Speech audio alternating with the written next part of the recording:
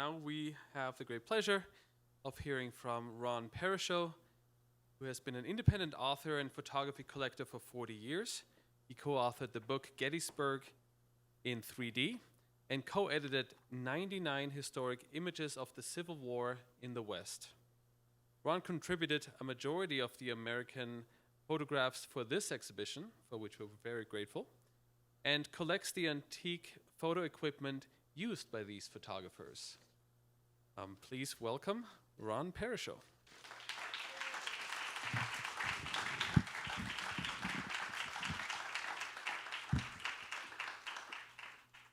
This is going to be a little bit different in that I'm not an academic. I'm an engineer, and so my perspective on some of this is very different than what's been presented. But I've spent 40 years collecting photography as an individual, and I guess the comparison between the institution or the museum and the private collector can best be explained in the acquisition of photographs. I am the acquisition committee, or there's not just me. I would often receive wonderful input from my wife, sometimes positive, sometimes questions as to what I was doing, but the final decisions generally came down to me, and the decision was commonly made extremely quickly, often in the 5 seconds between a bid at an auction. So you didn't have a lot of time to make your final decision as to whether it was going to be in your collection or somewhere else. So the views from a collector are quite different, but I was very fortunate in the fact that I started collecting in the late 1970s and early 80s. I lived in Northern California, about an hour from Carmel, and as a result, I met, talked with, conversations, classes with a lot of really wonderful photographers. And they were really open to people like myself, willing to talk. This is Ansel Adams. Another one was Brett Weston. He is the son of Edward Weston. I met family of F-64 photographers, the son of Dorothea Lange, the daughter of Marion Post Wolcott. California was a very rich photographic environment, and so my education came from discussions and learning from these people at that time. As I said, I'm a soils and foundation engineer. So what attracted me? Engineering structures and rocks. That's where I started in the images that I love, and when you go through this exhibition and look at the American photographs, probably 90% of them are of rocks. But one of the wonderful things is that a lot of these are places that you may know because they're national parks, wilderness areas. These photographers provided images for the funding of Congress and the push to get those locations set aside, which are so important. An area you might know, this is Devil's Slide in Weber Canyon, just north of us, photograph taken by Carlton Watkins. This is a mammoth plate image. When I say mammoth plate, I mean an image that's roughly 18 by 22 inches in size. These images were taken before electricity. They could not enlarge. Therefore, the images are the same size as the negatives. That's, you saw in the previous program, a huge camera. That's Jackson taking mammoth plate images because the negatives were that large. Handling the glass that size, unbelievable. One of the images that I love is Timothy O'Sullivan, Canyon de Chelly. This is the one that convinced me in talking with Ansel. He said before he had an experience with this image, he really thought of 19th century photography as just historical. He purchased an album with this image in it in about 37, I think it was. About 5 years later, he was at the same location. And he said, it just felt like I had deja vu. I had been there before, but I knew I had not. What did he do? He set up his tripod in almost the exact same spot that Timothy O'Sullivan did and tried and took this image. Afterwards, he was looking at them and he said, because of the emulsion that O'Sullivan was using was sensitive to blue light, O'Sullivan was able to get the streaks that had higher water content and the emphasis in the rock. And Ansel said, that's what I was going for. I couldn't achieve it, but Timothy O'Sullivan did. And he says, from there on, I looked at these photographers as being great photographers. I didn't have a whole lot of input into what was selected for the exhibition. Shannon came over and just started going through prints, and we started the process. But I said there were two things that I wanted in the exhibition. I started shearing sheep when I was in the 5th grade and sheared all the way through college to pay for my college education. So my collection probably has more images of sheep than most other collections in the United States. And so one of the criteria was that there will be images of sheep in this. And fortunately, Frederick Monson did a wonderful mammoth plate view in Canyon de Chelly that we were able to include. I started with the photography and initially purchased Ansel Adams because I'd been able to meet him, talk with him. But the other thing is that I had been backpacking, I love nature, and what this provided me was to have an image hanging in my office when things were getting hectic, between meetings or whatever. I could sit there for 15 seconds and imagine snowshoeing at sunset and viewing El Capitan. And you gain peace and rest, and it just was a beautiful feeling. So this brought me into the photography more and more. But as an engineer, I had to learn, how did they do this? So I started buying camera equipment so that I could figure out how they were doing this.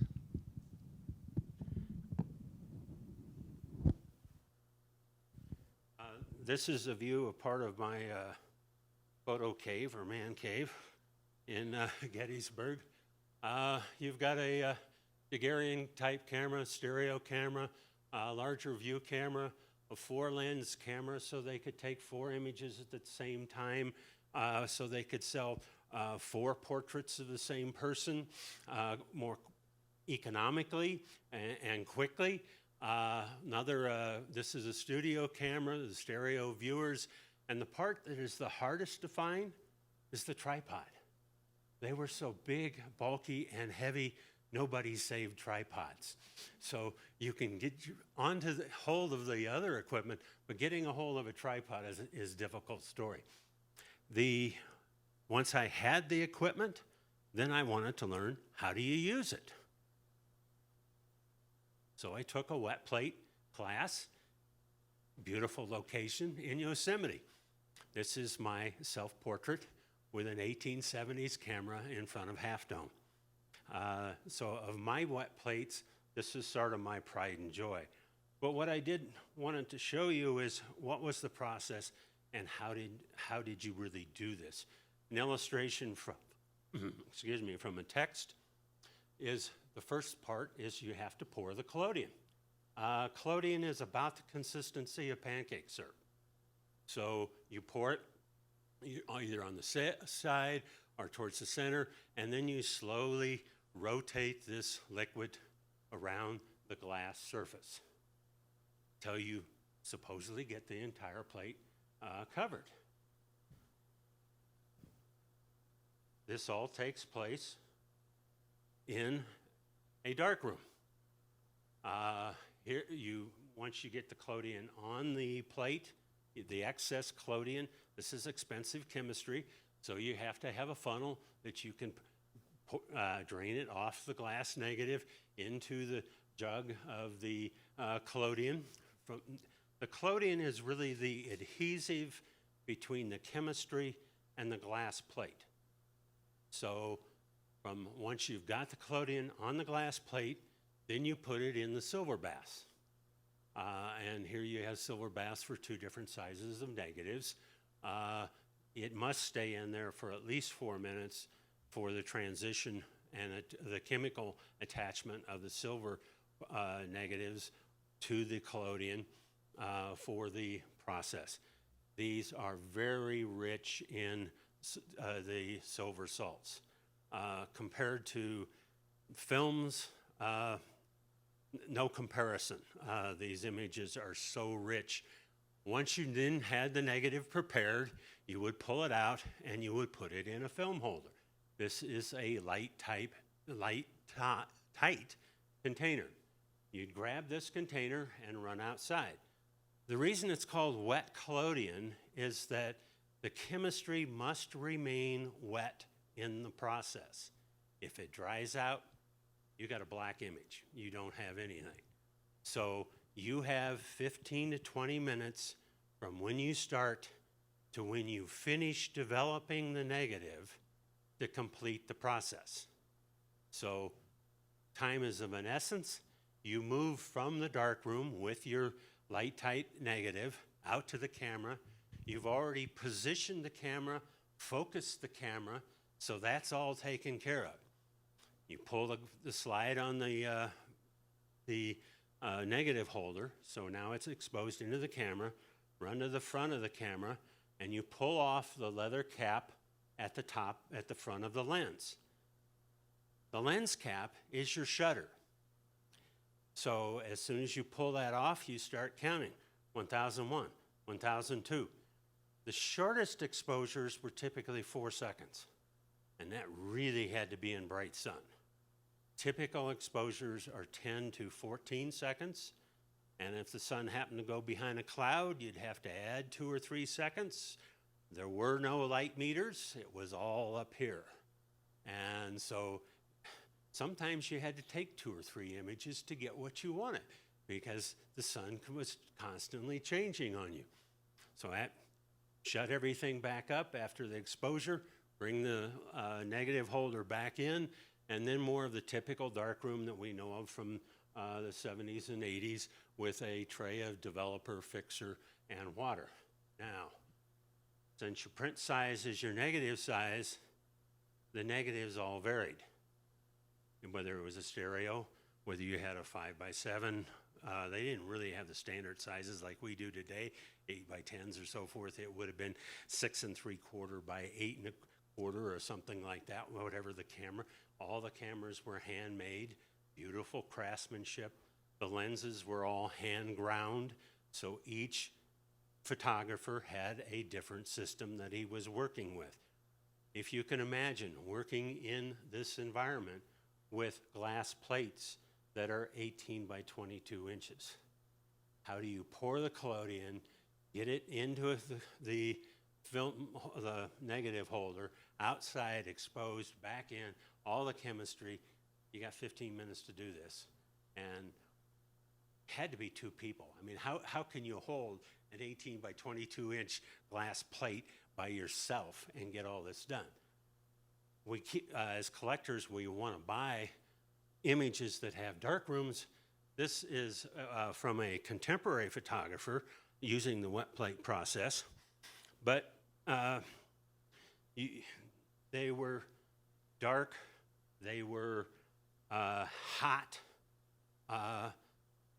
Ether was part of the chemistry for the collodion, so the chemistry was wonderful to be with all day. There were just some tough conditions here you're working under. Let's go back to my pride and joy and show you that as an amateur, it's not easy. I spent the day before 6 hours cleaning 8 glass plate negatives for the work the next day. What do I get? I got a dirt spot up here, and so I got this weird streak up in this corner. And when I'm pouring my collodion, I wasn't pouring it very even, and I got all these streaks across the sky. I get over to here. This is all the excess collodion. I didn't get off the negative, so it's too thick. There's no image there. And lo and behold, there's no collodion down here, so there's no image. Well, what I didn't tell you was the tough part of all of this is that you had to do it in the dark. You had a small light, a dark equivalent of a darkroom light, but they were very ineffective. And so you were basically doing this in the dark. Of course, you can't touch it. You leave marks in the collodion. So it's working in a deep shadow, trying to get the process done. What makes me then appreciate the images that you see in the exhibition is the size of the plates, the qualities. You don't see any of these problems. These guys were true professionals.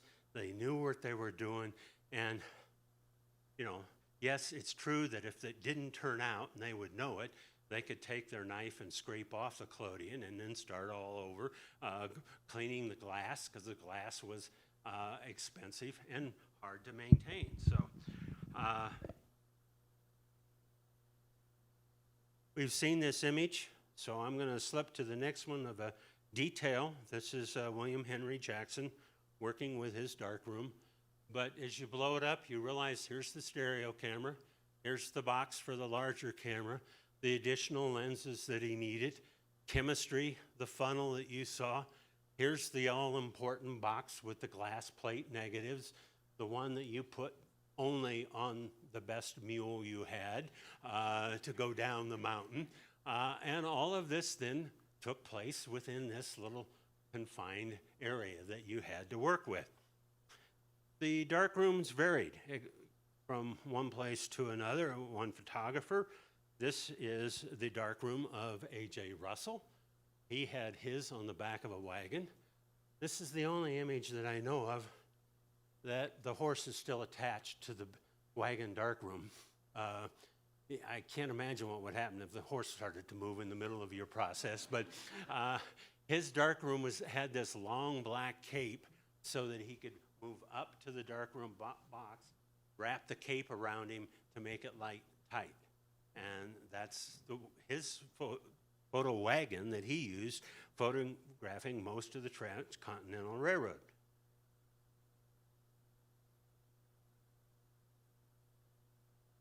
This is the whole image that came from.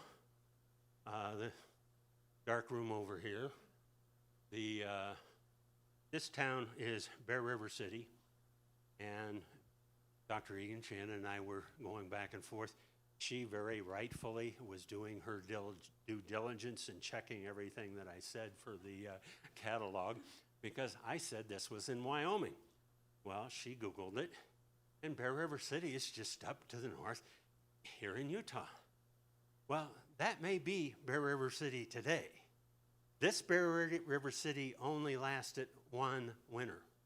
This was a true hell on wheels, end of track town for the UP Railroad. The railroad ended right up there at the end of 67 prior to, so I don't know, 500, 1,000, 1,500 workers, unemployed workers, lived in the area of this town. What's great, I told you that these negatives are silver rich. The Library of Congress scans these at 30,000 dots per inch.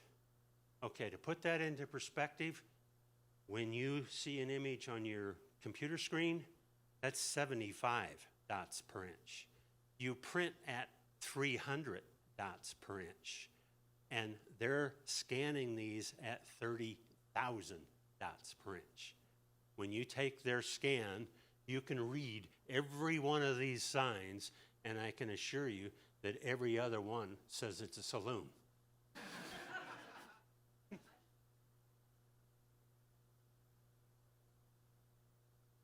The chemistry, as we talked about exposure times, it did affect some of the photographs.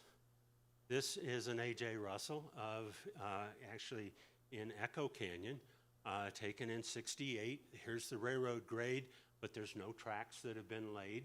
So it's early in 68. And this is a supply wagon train going through. The first wagon stopped for the entire exposure, and you can tell what it is. The other wagons were in motion. And so this image gets the nickname, the ghost train.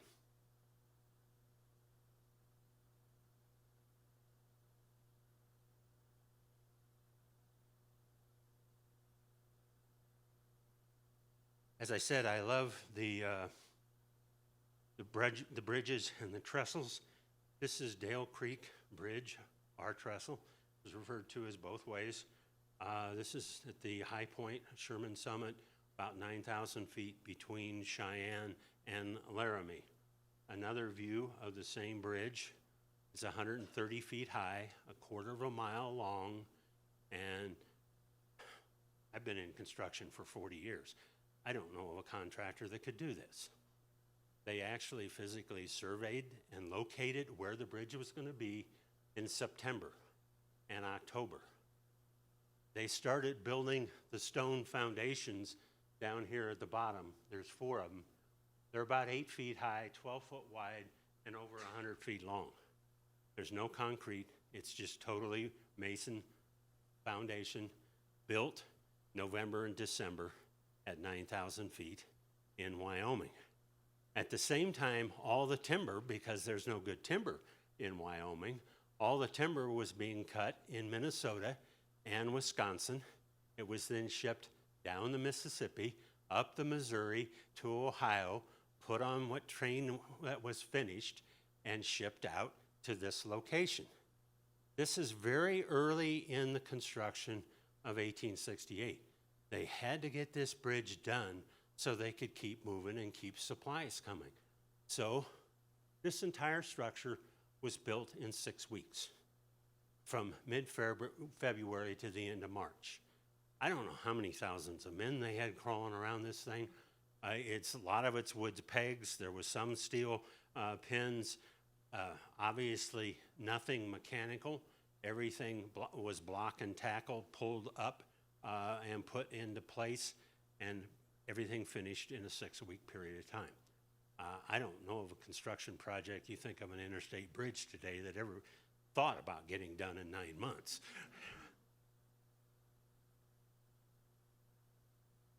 One other thing about 19th century photography as you get into it, an awful lot of it is not identified.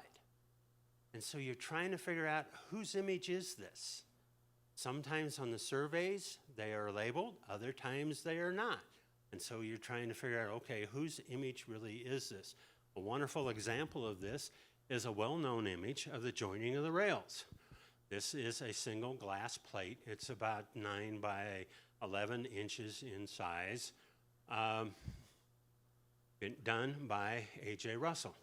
A.J. Russell was the only photographer that had glass plates. In other words, the larger, when I say glass plate, it's normally the larger image versus the stereo. Charles Savage and A.A. Hart were there. They were both using stereo cameras. Hart got the first photo back to New York City, so it got published in Harper's Weekly with the byline, "Photo by Charles Savage." And so therefore, for the next 100 years, every photo of the joining of the rails was by Charles Savage. Finally, the negatives were rediscovered in the early 1960s, almost 100 years afterwards, and they realized that the handwriting at the top and all the other negatives are A.J. Russell negatives that were done for the Union Pacific Railroad. So A.J. Russell finally got his credit during the Century event at joining the rails in 1869. It was sort of announced that the real photographer was A.J. Russell. As a collector, one of the things that I've really enjoyed is being able to travel and locate the locations of images. This is at Promontory, but with the help, I've made 2 trips up to the Uintas. The second one was sort of courtesy of a wonderful nephew that happens to be here today. He had the 95-pound pack, and allowed me to have the 35-pound pack that was basically survey gear and photos. I mean, I had to have 3 cameras. You know, I had to have a stereo camera and all of the photo equipment. So my pack was 35 pounds, and David's was carrying everything else. But the whole idea was to go up. In 1 week in August of 1869, both A.J. Russell and Timothy O'Sullivan were at this location. They took almost 80 photographs. And so Dave and I, in my previous single trip, tried to relocate all the tripod locations. We found this tripod location here that actually has my little stereo camera on it. And we were lining up with this rock because Timothy O'Sullivan took a portrait of Clarence King, the leader of the King survey, sitting on that rock. And then I started looking around, and I says, well, wait a minute. He turned the camera, and he took an image, a stereo image, of this rock right over here, and turned around again and realized, oh, he never moved the tripod, went over and got his large camera, brought it over, set it up, and took a view off this way. And then he took another view back towards us. He took 4 views and never moved the tripod. The one spot that didn't show up in any of the images is this flat rock. I envision that is where the darkroom was. At the same time, A.J. Russell set up about 100 feet away, and he took 3 images, different size negatives. His were generally a little bit larger, so I think they probably at least combined on the darkroom and used Russell's equipment, and because O'Sullivan's would fit in the baths and so forth because they were smaller negatives. So I envision both of them being there at the same time, working together. This is the type of thing we did. This is a A.J. Russell stereo of one of the rock formations. A view my nephew took of me at the same rock formation. You see the lake in the background. One of the important images of this group of images is this one, in the fact that this is Clarence King, this is Timothy O'Sullivan, and these are all the geologists and surveyors. It's very interesting to read these surveys. They would come out in 6 to 9 volumes, each volume being about this thick. And being part geologist, to me, it was fascinating because these were the top geologists in the U.S. working. They're working 10 years after Darwin's theory was announced. So there's a whole volume of just fossils and what they were finding with fossils. Structural geology was not really understood. The whole theory of continental drift, where faults and everything were related, that wasn't found until the 1970s, 100 years after these guys were working. So to read how they explained these massive shifts in the rock and what was happening, as a geologist, it's fascinating reading. But they did a wonderful job of the research that was going on. Well, this is the stereo view taken by A.J. Russell. I envision the previous image was actually Russell was the photographer because it was O'Sullivan's camera, and O'Sullivan was in the image. So I got to believe that Russell was actually the photographer. But after a couple hours of tromping around and a little help from my geology, we located the location of these images. I would then determine where the tripod was. The O'Sullivan tripod was here. The Russell tripod was here. How did I do that? Basic geometry. If you look way back here to a peak, you can line that peak up with this ledge right here as to where on that ledge it is. You now have one line coming down to the camera. There are 3 rocks over here that are spaced at about 6 feet. And so you would line up the cracks and the changes in the rock. you would get a second line that would come out to this location. Almost all the tripods were 4 feet off the ground. So you would basically know vertically, and you'd know the two geometry to determine where the tripod was actually located. We were able to locate basically all but 3 of the 80-some images. They were basically a vegetation, and there weren't any distinctive rocks for us to go back and find. And I'm sure in 150 years, the vegetation had changed some. So one of the images and locations that I really wanted to go to, this is a stereo by A.J. Russell known as Artist's Bedroom, with A.J. Russell resting there. So we had to find a rock. And I was bound, the first trip I was bound and determined I was going to sleep where A.J. Russell slept.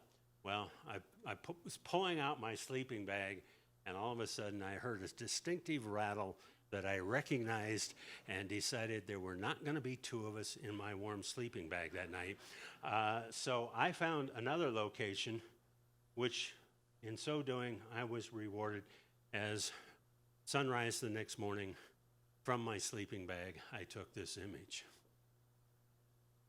And I've often wondered, did A.J. Russell and O'Sullivan ever think about what their images might look like in color and how beautiful the area is? Timothy O'Sullivan went up to Shoshone Falls, known as Idaho Falls, as part of the survey. And about 8-9 years ago, an image came up for auction of this uncut stereo. Very uncommon to find basically the raw print of a stereo that had never been matted and further processed for sale or really viewing. Unless you can view cross-eyed, which I can only straight view, you have to cut the image, reverse the 2, and then put them on a card so you can see them. Our mind reverses right and left. So we have to manually reverse right and left from a stereo so that we can view it. This image came up, I'm looking at it, and I'm saying, well, the geology's right, but how do I know it's O'Sullivan? Who took this and when? And so doing further research, I found that in 1869, Timothy O'Sullivan had written an article for Harper's Weekly, and illustrated in that article by the title Natural Bridge was this image. And when I go back to the Clarence King listing of stereos, there was one listed in the group from Shoshone Falls that was titled Natural Bridge.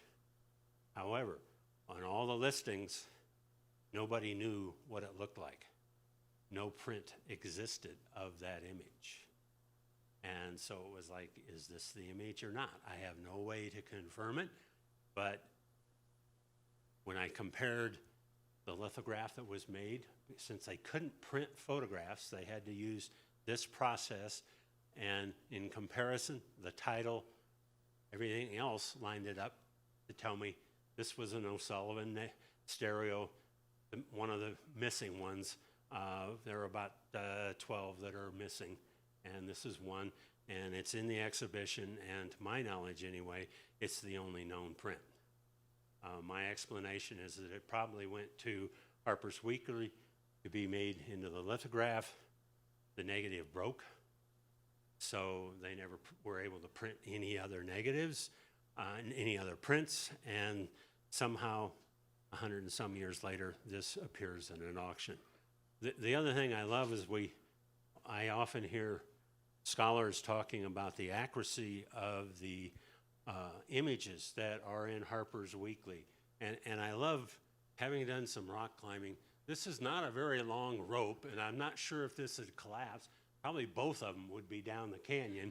But in comparison to the nonchalant guy leaning on his pole over here, there's a big difference in the attitude of as they went out across this location. I hope I've given you some feel for my adventures and fun collecting and learning about 19th century photography. I think sometimes my family feels that I'd much rather be back in the 19th century as I'm posing here as a 19th century photographer. But as I say, I hope you've enjoyed experiencing some of the things that I've learned and the way I've learned about the processes and what the photographers had to go through to get these images. Thank you.